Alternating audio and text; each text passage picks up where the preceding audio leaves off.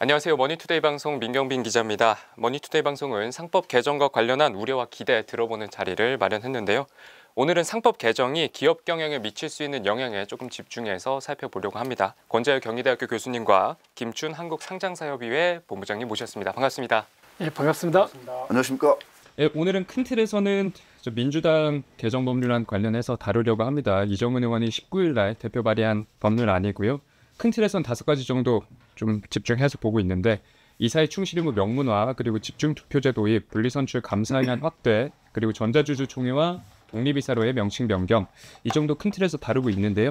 최근에 좀 정부 측에서도 상법 개정 관련해서 조금 말이 나왔죠. 24일이죠. 지난 24일 이틀 전이네요. 그러니까 오늘이 26일이니까 김병환 금융위원장께서 의료진단 라이브에 출연을 했어요. 해가지고 사실상 이제 상법 개정 움직임이 있는데 좀 부작용이 크다 이러면서 좀 사실상 반대 의견을 표시했는데, 현재 이사가 회사에 대해 충실 의무를 다하도록 미리 법이 되어 있는데 주주까지 포함하면 의사결정이 좀 많이 지연될 수 있다 이런 얘기도 했고요.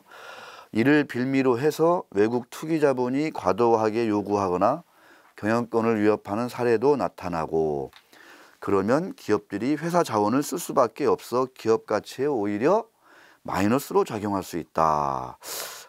이런 좀 반대 이유를 들면서 맞춤식 제도 개선으로 가자. 또 이렇게 이제 약간 본인의 어떤 개정 방향까지 이렇게 말씀을 해 주셨습니다. 이에 대해서도 좀 한 말씀 한번 좀 어떻게 평가하시는지 한번 듣고 싶습니다. 만시지탄이 있지만 이 위원장님의 말씀은 지극히 당연한 것이 아닌가 이렇게 생각을 합니다. 만시지탄이지만 당연하다. 예. 왜냐하면 이미 이 제도의 도입에 관해서 학계를 비롯해서 재계 뭐 또 여러 언론에서 많은 반대가 있어 왔기 때문에 그 점을 충분히 고려해서 말씀을 하신 것이 아니니까 이렇게 생각을 합니다. 저희 쪽에서도 크게 의견은 다르지 않습니다. 소액주주 보호 또는 일반주주, 뭐 이제 소액주주라는 표현보다 또 일반주주 표현을 또 선호하시는 분들도 있는데, 하여튼 주주는 보호돼야 되는 부분이 맞고, 그런 부분에 있어서 만약에 법에 미비한 점이 있다라고 한다면 법의 보완은 필요한데, 법이 보완될 때는 어떤 법적 정합성이라든지 이런 부분이 요구되니까 아무래도 전문가들이 판단을 해가지고 그 부분에 대해서 말씀하신 것처럼 좀 필요한 부분에 있어가지고 어떤 개정이 필요하다는 부분에 분명히 공감을 하고, 다만 이제 이게 상법인 기본법에서 이게 포괄적인 규제로 들어갈 거냐, 아니면 이제 개별적인 사안별로 어떤 제도 개선이 이루어질 거냐라고 했을 때 아무래도 구체적 타당성이라든지 기업의 입장에서 좀 최소한 부작용을 최소화할 수 있는 방안은 개별적인 입법을 통해서 개별 사안별 맞춤형 입법을 통해 가지고 해결하는 것이 바람직하다라고 생각하고 있기 때문에 말씀하신 방향에 대해서 전적으로 동감을 하고 있습니다. 상법 개정이 왜 이렇게 뜨거워졌느냐에 대해서 두 분께 여쭈려고 했는데 뭐 당연히 논의되기 시작한 지점은 아마도 코리아 디스카운트가 지적되기 시작한 지점하고 비슷할 것 같거든요. 상법 개정이 코리아 디스카운트 해소에 역할할 수 있다고 보시는지 궁금합니다. 이 코리아 디스카운트의 요인이 단순히 법률적인 것만 가지고 처단하기에는 좀 너무 과도한 것이 아닌가 이렇게 생각을 합니다. 이 주가라고 하는 것이 잘 아시는 것처럼 다양한 이유와 변수에 의해서 등락을 거듭하고 있는데, 지금의 여러 가지 나오는 이야기는 이 법을 바꾸면 모든 것이 다 해결될 수 있다라고 하는 것을 전제로 하고 있다는 점에서 이러한 전제가 일반인들의 입장에서 봤을 때는 수용 가능할지 모르겠지만 전문가 입장에서 봤을 때는 좀 많이 나간 것이 아니냐.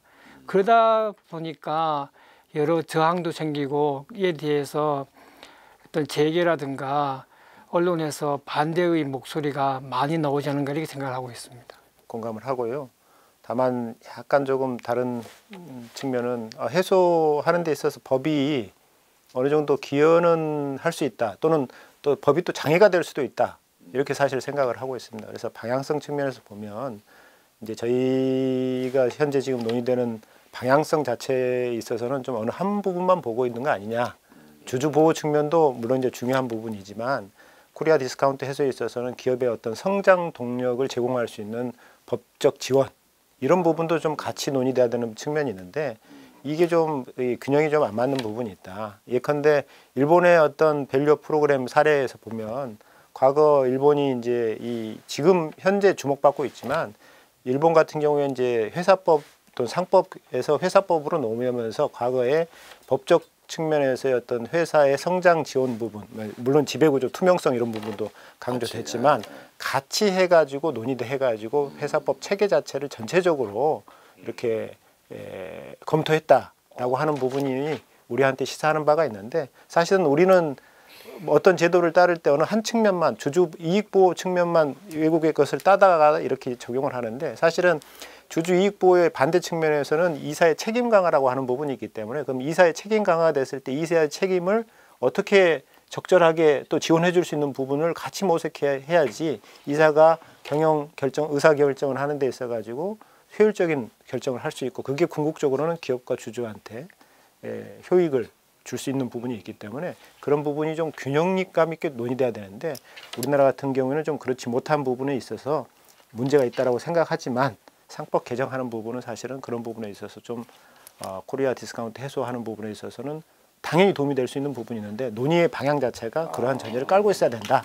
코리아 디스카운트를 초래하는 다양한 요인 중에서 경중을 따져봐야 되겠지만 지금의 나오는 여러 가지 이야기는 법만 바꾸면 모든 것이 다 해결되고 밸류업이 되겠다 이렇게 생각하시는 분이 많으신데 그것은 과도한 기대라고 생각이 들거든요. 본부장님이 말씀을 하신 것처럼 또 금융위원장님께서 말씀을 하신 것처럼 핀셋 규제를 통해 가지고 충분히 가능한데 지금은 근간이 되는 어떤 사법에서 굉장히 중요한 상법의 중에서도 또 어떤 근간이 되는 부분을 훼손하는 것은 좀 아니지 않느냐 이런 생각입니다. 주주 보호와 함께 기업의 성장 동력을 제고할 수 있는 방안까지 같이 우리가 이제 밸류업을 얘기할 때 논의가 되었으면 한다 이런 말씀도 우리 본부장께서 해주셨고요. 우리 교수님은 이제 법만 가지고 모든 걸 다 해결할 수 있는 건 아니다. 이렇게 또 법이 전부는 아니다. 이런 말씀을 약간 상징적으로 먼저 제시를 해주신 것 같아요. 근데 하지만 이제 지금 이 상법 개정안 내용 주주에 대한 이사의 충실의 의무 이게 이제 핵심 중에 하나인데 이게 이제 주주 보호를 해야 된다 이런 얘기지 않습니까? 주주 보호. 이게 그만큼 이제 주주 보호가 잘 안 되고 있다라는 거를 또 이제 반영하는 그런 목소리이자 요구이자 뭐 상법 개정 그런 이제 움직임일 텐데 이 주주에 대한 이사의 충실의 의무를 좀 이렇게 법에 명문화하는 거 이게 이제 재계가 우려하는 좀 가장 큰 항목이기도 한데 어떤 점을 좀 많이 우려하는 건지 우리 상장협에서 먼저 우리 본부장님께서 말씀해 주시죠. 일단은 재계 쪽의 우려의 가장 중요한 부분은 이제 이사의 주주에 대한 충실 의무가 도입이 됐을 때 이사들이 이제 경영 의사결정 사안별로 이렇게 의사결정을 할 때 기존에는 이제 기준 자체가 회사의 이익이라고 하는 어떤 단일 기준이었다고 하게 되면 지금 이게 들어오게 되면은 회사 및 주주의 이익을 동시에 고려해야 된다는 부분이 명시가 되는 건데 명문화가 되는 건데 이게 사실은 굉장히 원칙 중심의 규제이기 때문에 구체적인 어떤 규정이 없이는 이 규정이 어떻게 적용되는지에 대해서 일단은 판례나 이런 부분들이 나오기 또는 별도의 어떤 상법 규정이라든지 자본시장법 규정이 또 개정이 되기 이전에는 굉장히 모호한 부분들이 지속될 거란 얘기죠. 그래서 저희 내부적으로 이런 부분 논의할 때 이게 어떻게 보면은 이게 도입되게 되면 법원이 경영을 판단하는 경영을 결정하는 그런 법이 될 수도 있다. 왜냐하면 법에서 법원이 이게 어떤 판결을 얻기 전까지는 굉장히 이사분들의 의사결정 자체가 모호한 상태에 놓이게 되는 거죠. 삼성 옛날에 반도체에 투자한다라고 했을 때 그러면 이게 이제 이사회에서 그런 부분에 대한 투자 결정을 할 거 아닙니까? 이게 어떻게 할 건지. 근데 이 투자 결정을 할 때 그러면 이게 장기적으로 이게 우리 회사의 어떤 미래 먹거리 위해서는 이 부분에 투자해야 돼라고 이제 생각할 수 있어가지고 사실 용인이 됐지만 그거에 문제는 없었지만 이게 만약에 이사의 주주에 대한 충실 의무가 명문화됐을 때 그럼 이게 그럼 주주이익하고는 어떻게 관계되는 거냐까지를 고려해야 되는데 이 부분에 있어서는 사실은 주주의 이익이라고 하는 게 어떤 뭐 계속 얘기하지만 단기 주주이익 틀릴 것이고 장기 주주이익 틀릴 텐데 단기적으로 이 부분에 대해서 반대하는 주주가 있을 거란 말이죠. 그리고 당연히 주가는 오를 수도 있지만 굉장히 또 실망하는 평가도 있을 수 있기 때문에 이게 실망해가지고 시장에서 만약에 부정적으로 반응했다라고 하게 되면 당연히 주주가 이사한테 소송을 제기할 수 있다라는 결과로 이어질 수 있을 것이고 그러한 불확실성들이 이제 어떤 적극적인 투자 결정이라든지 진취적인 경영 의사 결정을 맡게 되는 거 아니냐. 그다음에 이사의 책임 부분을 이게 확대시키는 거 아니냐라는 부분을 가장 우려하는 부분이에요. 그래서 어떤 안건을 이사회에 올라왔을 때 이사들이 결정을 못하고 또는 소극적으로 결정하고 하게 되면 과연 그게 기업의 이익이 될 것이냐 또 궁극적으로 그게 주주한테 이익이 될 것이냐라고 하는 부분에 있어서는 이게 좀 문제가 있을 수 있기 때문에 이렇게 포괄적으로 도입해서는 안 된다라고 하는 것을 기업들이 주장하고 있는 것이죠. 저도 같은 입장입니다. 주주라고 했을 때 어느 한 방향으로 다 일치돼서 가는 것이 아니기 때문에 그런 점에서 이사로서는 어떤 주주를 고려를 해야 될지 예를 들어서 주식을 많이 들고 있는 주주를 고려를 해야 될지 아니면 아침에 주식을 사서 오후에 파는 이른바 데이 트레이더를 고려를 해야 될지 이런 문제가 남아있기 때문에 결과적으로 유능한 자가 이사로 오지 않으려고 하는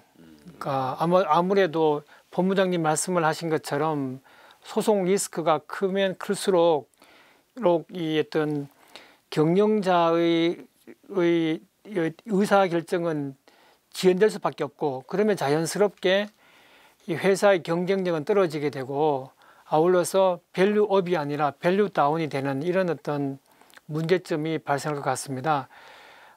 게다가 말씀을 본부장님께서 하신 것처럼 이 어떤 이사 입장으로 봤을 때는 회사와 주주의 이익인데 회사와 주주 이익이 일치되는 경우는 별 문제가 없는데 근데 이 회사와 주주 이익이 경우에 따라서는 삐끄덕할 수 있는 여지도 있거든요. 지금까지는 회사 이익을 위해서 행동을 했지만 이 법안이 통과되면 회사와 주주 이익이 일치되는 경우에만 행동할 이런 내용으로 저는 이해를 하고 있습니다. 그렇게 되면 예를 들어서 우리가 일반적으로 어떤 경영권 분쟁이 생겨날 때 주가가 오르기 마련인데 근데 경영권을 그러면 방어를 하게 되면 주가가 시들을 해서 이렇게 주가가 내려가는 경우도 있지 않겠습니까? 그때 주주 입장으로 봤을 때는 일부 주주는 경영권이 방어되기 때문에 가만히 있겠지만 또 주가가 내려가는 것을 못 참는 주주들 입장에 봤을 때는 그것을 손해로 인식하고 내가 뭔가 보상을 받아야 되겠다 이렇게 행동할 수 있는 여지가 있다는 점에서 저는 그 이사와 그다음에 여러 어떤 주식회사 내부에 있는 기관들의 역할이 굉장히 중요하다는 점을 고려해 보면 이때 이사의 능력을 분산시키는 그런 어떤 제도는 좀 지양되는 것이 맞지 않는가 이렇게 생각을 합니다. 회사의 이익과 주주의 이익 이게 이제 어떻게 다른 것인가 같은 것인가 이게 사실은 고민을 많이 하게 되거든요. 그러니까 일반적인 경우에 이제 회사의 이익하면 이게 사실 이제 주주의 이익으로 연결이 되고 이런 것이 사실 정상적인 시장이고 그런 이제 자본주의 생태계일 텐데 몇몇 이제 사례들을 보면 꼭 그렇지만은 않은 사례들이 이제 과거에 좀 여러 번 이제 노출이 된 측면이 있어서 여러 가지 반발을 불러오기도 했었고요. 그러니까 이제 이사회의 결정 중에 하나가 이제 우리가 이사회 여러 가지 결정들을 하는데 그러니까 어떤 비즈니스적인 결정 이런 거야 뭐 사실은 이제 회사의 어떤 미래 성장성이라든가 이런 걸 놓고 하는 결정은 크게 이제 갑론을박의 여지가 없다. 주요 이제 결정 중에 문제가 되는 것들이 이제 우리가 흔히들 얘기하는 이런 자본거래, 분할 합병이라든가 뭐 상장 폐지라든가 이런 어떤 자본거래에 있어서의 어떤 결정을 할 때 이사들이 과연 어떤 선택을 해야 될 것이냐 이런 문제들을 지금 가지고 더 이제 얘기가 되는 것 같습니다. 두 분이 이제 공감하시는 것 중에 하나가 어떤 포괄적인 규제, 상법을 바꿔서 이런 규제보다는 합병 비율 산정이라든가 분할 뭐 이런 거에 있어서 주주를 보호할 수 있는 핀셋 규제를 도입을 해야 된다 입장인데, 이 얘기는 이제 금융위원장께서도 뭐 엊그제 말씀을 또 하셨습니다. 약간 핀셋 규제식으로 가는 게 부작용도 적고 충격도 좀 최소화할 수 있다, 이렇게 주장을 하셨는데, 핀셋 규제, 어떤 핀셋 규제가 있는 건지 예를 들어서 같이 한번 좀 말씀을 드리면 좋을 것 같아요. 주주 이익 보호가 문제됐던 사례들이 몇 가지가 있지 않습니까? 대표적으로 이제 물적 분할 후 이제 자회사 상장 문제라든지, 그다음에 이제 합병 시 합병 비율의 공정성 문제라든지, 그다음에 또 뭐 주식의 포괄적 교환 이전 시의 분할 비율이라든지, 사실 이런 부분들이 이제 또 일반적인 어떤 이해관계 없는 회사들 간에 또는 거래라면 또 이제 문제가 없는데, 사실 이제 우리나라 지배구조 특성상 이제 계열사 그룹들이 많다 보니까 계열사 간 이런 어떤 구조조정 부분에 있어가지고 이제 회사 이익과 주주의 이익이 좀 달라지는 거 아니냐라는 부분에 있어서 문제들이 많이 제기됐던 것 같습니다. 그래서 이사의 주주에 대한 충실 의무가 사실은 이제 그런 부분에 한정해서 문제되는 거라고 한다면, 그런 부분에 대한 규정의 개정 필요성은 있는 부분이 있으니까 그런 문제되는 사례 부분별로, 예컨대 물적 분할 후 자회사 상장이 했을 때 기존 모회사의 주주가 만약에 피해를 본다라고 하게 되면 모회사 주주 이익을 보호할 수 있는 방안, 예컨대 지금은 이제 주식 매수 청구권이 인정되지만 그 만약에 추가적으로 뭐 생각할 수 있는 부분은 모회사 주주만 대상으로 해가지고 뭐 신주를 자회사 상장할 때 배정한다라든지, 그다음 합병 비율이 불공정하다라고 하게 되면, 현재는 사실은 계열사 간 합병 시에는 시가 기준으로 합병하는 부분 때문에 이게 오히려 시가가 또 회사의 본질 가치를 제대로 반영하지 못하는 거 아니냐라고 하는 부분에 문제가 있다 보니까, 원래는 이게 사실은 주주 보호를 위해서, 옛날에는 이게 자율화돼 있다 보니까 회사들이 이걸 좀 가치 산정을 할 때 너무 또 회사가 임의로 이걸 조작하는 거 아니냐라는 사실은 문제 제기가 있어서 이렇게 된 건데, 그럼 이걸 다시 이제 자율화하는 부분이 있고, 또 그런 어떤 과거에 어떤 문제됐던 부분에서 저희가 이제 교훈을 얻어서, 그러면은 자율화하더라도 공정한 가액으로 산정할 수 있도록 할 수 있는 어떤 보완 장치 마련, 예컨대 외부 평가를 의무한다라든지, 이제 그런 어떤 적절한 좀 보완 조치 마련을 통해 가지고 합병 비율이 공정하게 될 수 있도록 한다라든지 하는 부분들이 충분히 고려될 수 있을 것이고, 마찬가지로 주식의 포괄적 교환 이전 비율도 그런 부분에서 될 수 있을 것입니다. 다만 여기서 제일 중요한 부분은, 이게 이제 최근에 이제 자본시장법 시행령이 국무회의 통과한 시행령에서도 합병 제도에 대해서 개선한 부분이 있습니다. 저는 그 부분이 굉장히 사실은 이게 이제 최근에 이사 충실 의무 문제 때문에 그게 좀 덮인 부분이 있는데, 올 초에 사실 발표됐던 부분인데 굉장히 좀 이게 혁신적인 내용이었다고 생각을 합니다. 이게 정부 주도로 사실 발표한 내용인데, 이사회에서 합병 시기 등 합병 비율의 어떤 산정 한 내역에 대해서 이사회에서 왜 그렇게 했는지에 대해서 의견서를 작성을 해가지고 공시하도록 하는 부분이기 때문에, 사실은 현재 아시겠지만 뭐 여러 가지 문제된 사례가 있었고 시장에서 그 부분에 대해서 부정적으로 평가하게 되면 그거를 현실적으로는 지금 추진할 수 없게 되는 그런 형태로 사실은 지금 이루어지고 있고, 절차나 과정도 들여다본다는 거잖아요, 그죠? 그렇습니다. 합병 비율 산정이 있어서 그런 부분으로 해가지고 이사회가 책임 있는 결정을 하도록 시장 감시령이 작성할 수 있도록 하는 부분으로 이루어진다고 한다면, 이런 부분들이 사실은 뭐 일반 주주 이익 보호 문제가 또 해결하면서 회사의 어떤 이사 책임 부분의 어떤 명확성 통해 가지고 진취적인 경영 부분도 최소한으로 좀 제한할 수 있는 이런 형태로 이루어지는 부분이기 때문에 당연히 그런 쪽으로 해서 개선이 가능하다라고 이렇게 생각을 하고 있습니다. 뭐 재계에서도 주장하는 게 상법 말고 자본시장법 개정을 통해서 조금 더 보완할 수 있는 방법을 찾자라는 건데, 그런 게 충분히 가능한 건지도 한번 짚어주시면 좋겠어요. 상법에서 너무 큰 거를 건드리게 되면 그로 인한 파장이 어떻게 퍼져나갈지를 지금 현재로서는 완벽하게 예상할 수 없는 그런 상황이라고 보여지고요. 그다음에 앞서 말씀하신 이제 이사의 충실 의무 같은 경우는 주주에게 확정을 한다면, 제 개인적인 생각으로는 우리 그 사법에서 민법, 상법을 비롯한 사법에서 굉장히 중요하게 취급을 하고 있는 법인 제도를 경시하는 측면이 있기 때문에 저는 그런 점에서 일반 개개 조항을 좀 손을 봐서 어떤 문제점을 해결하는 것이 바람직하다고 생각을 합니다. 본부장님이 말씀을 하신 것처럼 이제 우리 자본시장법 시행령에 합병 비율을 정하는 산식을 적어두고 있는데요. 우리나라에서는 합병이 모르는 회사하고의 합병보다는 계열사 간의 합병이 많다 보니까 그 산식을 적어두고 있고 이 산식을 적어두고 있는 국가가 한국 그리고 제가 찾아본 바에 의하면 중국 이 2개 국가밖에 없었습니다. 굉장히 이례적인 것이고요. 근데 일단은 합병이 되고 난 다음에 사후적으로 합병을 무효화한다는 것은 법 조문에는 합병 무효소가 들어있지만 실제로는 거의 없습니다. 왜냐하면 합병 무효화를 하게 되면 합병됐던 회사를 다시 쪼개야 되는데 이것이 쉽지 않습니다. 그래서 찾아보니까 일본에서도 실제 그런 판례가 거의 없었던 걸로 보여지거든요.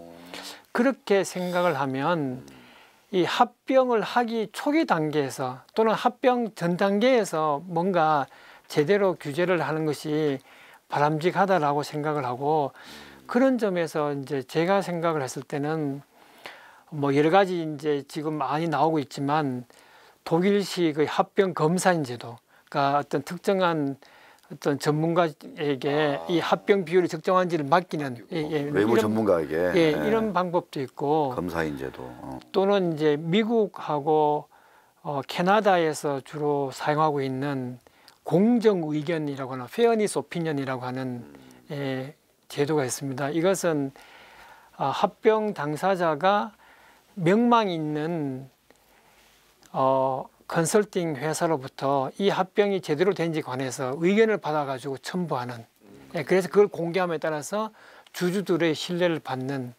이런 방법 이런 것들을 충분히 어떤 생각할 수 있는 대상을 올려놓고 검토해 보시는 것이 좀 유익하지 않을까 이렇게 생각이 들고 그런 점에서 이쪽으로 좀 우리가 관심을 좀 기울이게 되면 당연히 법리적으로 문제가 많은 이사의 주주에 대한 충실 의무에 관한 논의는 좀 수그러들지 않을까 저는 이렇게 생각을 합니다. 학계에서 많은 분들이 지지하는 것이 시장에서 압력이라고 생각을 합니다.